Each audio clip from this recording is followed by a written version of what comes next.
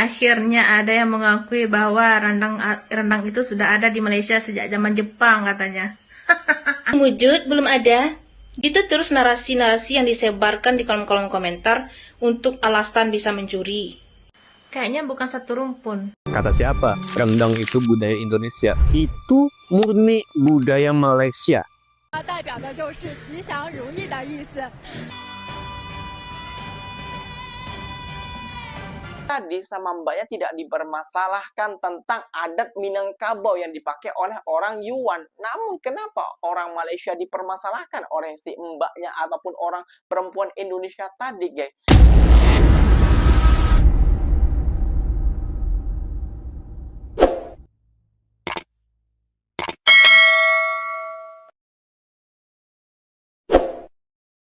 Assalamualaikum warahmatullahi wabarakatuh, geng. Berjumpa lagi bersama saya, Iki. Gimana kabar-kabar saudara-saudara, sahabat-sahabat saya? Semoga kabar kalian selalu baik-baik saja. Dilindungi oleh Allah Subhanahu wa Ta'ala, dijauhkan dari segala bala musibah dan diberi umur panjang. Amin ya robbal alamin. Oke, geng, seperti biasanya Ikinya akan ngereaksi beberapa video yang telah di-tag maupun yang telah terjumpa di TikTok. Dan di video kali ini Ikinya akan ngereaksi sebuah video seorang perempuan Indonesia yang tak puas hati tentang kesamaan antara Malaysia dan Indonesia, geng. Namun, Ikinya akan bagi fakta dan membuat wanita itu koyak, geng, dengan sebuah fakta bahwasannya apakah Minang berkaitan dengan suku Mien di Yuan Selatan. Ini adatnya dan pakaiannya sama dengan di Minangkabau, geng. Soalnya perempuan ini selalu membilang mencuri netizen Malaysia ataupun orang Malaysia selalu mencuri adat ataupun budaya ataupun baju khas Minangkabau, geng. Nah, kalau seperti negara lain itu tidak dipermasalahkan oleh perempuan ini, geng. Kenapa kalau Malaysia selalu dipermasalahkan, geng? Kenapa? Ada apakah cerita? Jom kita simak dulu seperti apakah videonya. Tentunya kalian sudah penasaran videonya seperti apa. Dia mengatakan seperti apa. Kalian dengarkan dulu. Nanti kita bagi fakta ataupun bukti-bukti tentang Minangkabau persamaan dengan Yuan yang berada di selatan Cina ini, geng. Jom kita simak videonya. Namun sebelum simak, jangan lupa dulu dong, geng. Sokong channel ini dengan cara apa? Subscribe, like, comment, and share-nya. Apa-apa benda silahkan komen di bawah. Janji jangan bergaduh. Oke, kita simak dulu videonya. Let's go. Akhirnya ada yang mengakui bahwa rendang itu sudah ada di Malaysia sejak zaman Jepang katanya. Zaman Jepang itu baru kemarin sore, Mbak Isa sayang, baru kemarin sore itu. Kami orang Minang sudah makan rendang sejak 1400-an. Tahun 1400-an. Belum ada Indonesia, belum ada Belanda-Belandaan, masih dalam keadaan kerajaan-kerajaan. Coba bayangkan, itu sudah makan rendang kami, sudah makan rendang. Kenapa rendang ini tercipta? Karena watak orang Minangkabau itu suka berkelana, suka merantau jauh-jauh. Jadi dia berpikir keras lah gimana caranya mengolah makanan itu supaya awet dan tahan lama. Makanya daging itu dirandang. Dirandang itu artinya slow cooking, dimasak lama. Paham bahasa Inggris kan? Slow cooking, itu artinya dirandang. Ada nggak kamus besar bahasa Malaysia? Randang, dirandang, marandang, atau apalah sejenisnya. Kalau nggak ada berarti nggak otentik. Berarti ciplakan. Paham ke? Dan pertama kali rendang itu tercipta itu dari daging rusa, memakai daging rusa, bukan daging sapi. Jadi dari dulu moyang orang Minangkabau itu udah makan daging. Kayaknya bukan satu rumpun. Kenapa saya bilang begitu? Karena di Minangkabau itu kami mengenal sistem persukuan dan mengenal kata lareh atau klan. Lareh ini setara dengan klan ya. Jadi masing-masing klan itu membawahi beberapa suku. Masing-masing klan atau lareh itu dipimpin oleh satu orang datuk. Ada dua kekuatan besar, lareh kekuatan besar di Minangkabau itu. Yang pertama lareh Bodi Caniago dan lareh Koto Piliang. Dan satu lagi yang agak kecil itu lareh Nan Panjang. Dan apakah di sana mengenal sistem persukuan? Kemudian dari masing-masing suku itu ada beberapa yang punya perguruan silat, seperti suku Bendang contohnya. Mereka menciptakan silat harimau. Orang Minang pasti punya suku, seperti saya contohnya suku saya Tanjuang, bapak saya Sekumbang. Karena mama saya Tanjuang, maka saya Tanjuang. Karena suku diturunkan melalui ibu ke anak di Minangkabau secara matrilineal. Apakah di sana mengenal sistem persukuan begini? Yang terakhir adalah falsafah hidup orang Minangkabau itu ada bahasa di Sarak, Sarak bahasa di Kitabullah. Sarak mengato, adat memakai. Falsafah ini setara dengan ideologi ya. Nah di sana ideologi bangsanya apa? Kalau nggak sama, berarti tak satu rumpun kan? Gimana menurut kalian? Yakin Bu Hamka pernah ngomong gitu, Minang itu Melayu. Saya memang nggak pernah ngomong kalau saya itu sehebat Bu Hamka dan tidak akan mungkin sehebat beliau. Tapi yakin nggak nanti saya perlihatkan hasil seminarnya tahun 75 lalu mengenai masalah Minangkabau dan Melayu. Kenapa rupanya ingin memelayukan Indonesia? Ada apa? Cari geng? Udah kehilangan teman atau gimana? Atau ingin terlihat berkuasa? Kalau memang peradaban Indonesia itu dimulai dari sana, otomatis kami hanya menggunakan satu bahasa kan? Bahasa sana, bahasa negara itu. Tapi faktanya mulai dari Sabang sampai Merauke, kami punya bahasa lokal masing-masing. Punya bahasa daerah masing-masing yang tidak kami pahami satu sama lain. Kami hanya disatukan oleh bahasa Indonesia. Ya, saya sebagai orang Minang tidak akan paham ketika orang Jawa ngomong, orang Aceh ngomong, orang Sunda ngomong, gak akan paham saya. Dan kami enjoy ajanya tinggal di Indonesia ini, menikmati kami dengan perbedaan-perbedaan itu. Tidak ada pemaksaan harus sama, harus Jawa semua, harus Sunda semua, enggak. Tidak ada pemaksaan dan kami menikmati perbedaan itu. Karena kami yakini bahwa perbedaan itu sumber dari segala kreativitas. Ada banyak tontonan nantinya, banyak kuliner, banyak kreativitas dan budaya yang dihasilkan. Seru loh, bukankah prasasti tertua Melayu itu berada ditemukan di Kerajaan Sriwijaya? Itu Melayu tua itu. Yang Palembang sekarang, yang Indonesia sekarang, ekspansinya nggak main-main. Sampai ke Semenanjung Malaya berkuasa, sampai ke Thailand Selatan, Patani sana. Hampir seluruh Sumatera ini di bawah naungan Sriwijaya dulunya.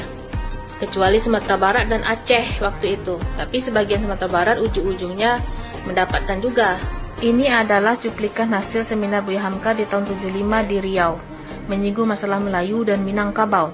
Kita baca dari atas, Kampar kiri, Kampar kanan, Rokan, bahkan Kuantan sampai ke batas Paranap, semua sampai sekarang masih mengakui beradat pusaka secara Minangkabau, baik Perpati atau adat Temenggung. Nah, kalian baca yang tengah dan di bawah itu ya, yang paling bawah itu berbunyi, karena itu maka menurut Dr. Abdullah Ahmad, nenek moyang tuan-tuan dari Kampar, daerah Rokan dan sekitar Sungai Siak, sekarang inilah guru-guru nenek moyang kami yang mengislamkan kami orang mudik atau orang pedalaman Minangkabau. Jadi orang Luha itu dulu disebutnya orang mudik atau orang pedalaman Minangkabau yang nampak kan itu hashtagnya Buya Hamka. Ada disebut Minang itu Melayu? Tak ada. Yang ada dia jelaskan bahwa di beberapa tempat di Riau sana, moyangnya itu masih orang Minangkabau dan masih menggunakan adat istiadat Minangkabau. Jangan kau lawan aku, Bang. Jangan kau lawan aku, Bang. Aku tak terbiasa kalah berdebat, yang ada-ada ujungnya nanti kau sakit hati, pulang-pulang nangis, ngadu sama mak. Indonesia kan 600 tahun Masehi itu belum wujud. Palembang belum wujud. Rendang sudah ada, tapi Indonesia kan belum wujud, belum ada. Gitu terus narasi-narasi yang disebarkan di kolom-kolom komentar untuk alasan bisa mencuri, bisa maling, begitu alasannya. Karena Indonesia katanya belum ada pada saat itu, maka dia merasa berhak mengambil apa yang ada di bumi Indonesia ini. Itu alasannya. Kalau begitu cara pacik-macik berpikir, maka Filipina, Vietnam, Kamboja, yang pada saat itu masih di bawah belum namanya Filipina, belum namanya Vietnam, bisa juga kau maling harusnya kan? Bisa juga kau maling itu budayanya. Kan mereka belum wujud, ya kan? Maling juga lah budaya Vietnam yang dekat-dekat dengan kau itu. Maling juga dengan budaya-budaya Kamboja. Kenapa beraninya cuma di Indonesia? Lihat juga reaksi mereka seperti apa. Nah, Mbak tahu sendiri ya, Mbak ya. Kata Mbaknya, orang Minangkabau ataupun orang Minang itu sukanya mengembara kayak gitu ya, guys ya. Nah, kenapa orang Malaysia harus memelayukan Indonesia? Enggak juga dapat statement dari mana hal seperti itu, Mbak. Kayak gitu ya.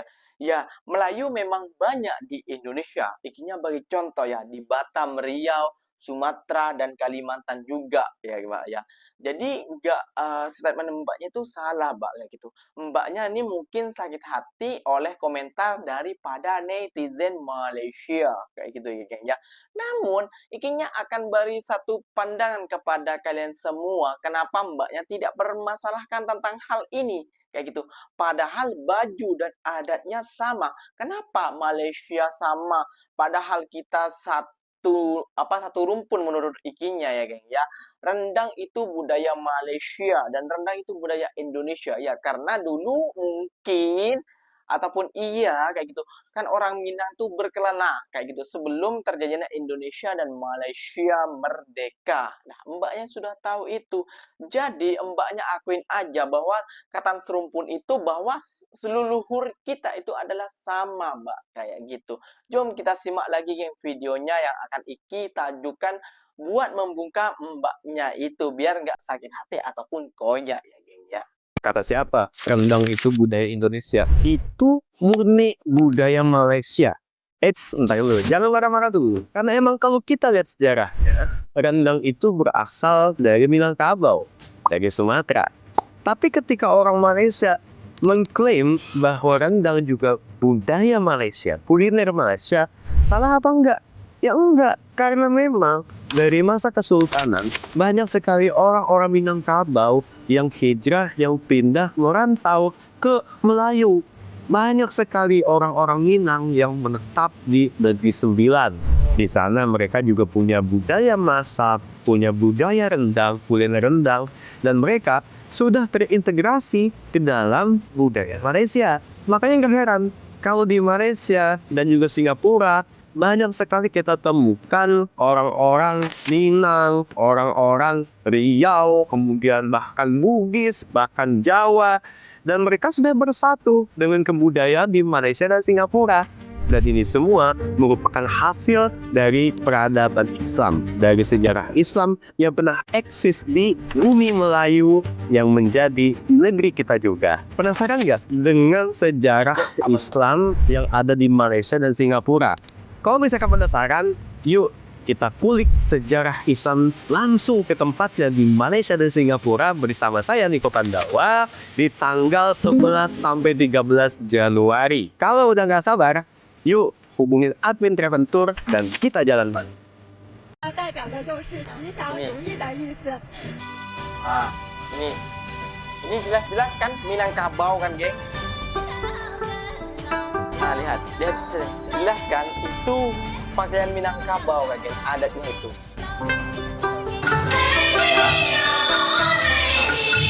Kan udah jelas kan, tapi kenapa Mbaknya sering menyerahkan Malaysia? Kalau negara lain tidak disalahkan sama Mbak.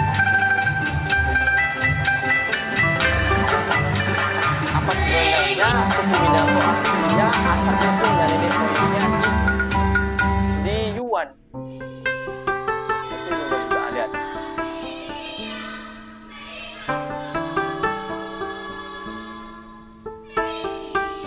多少？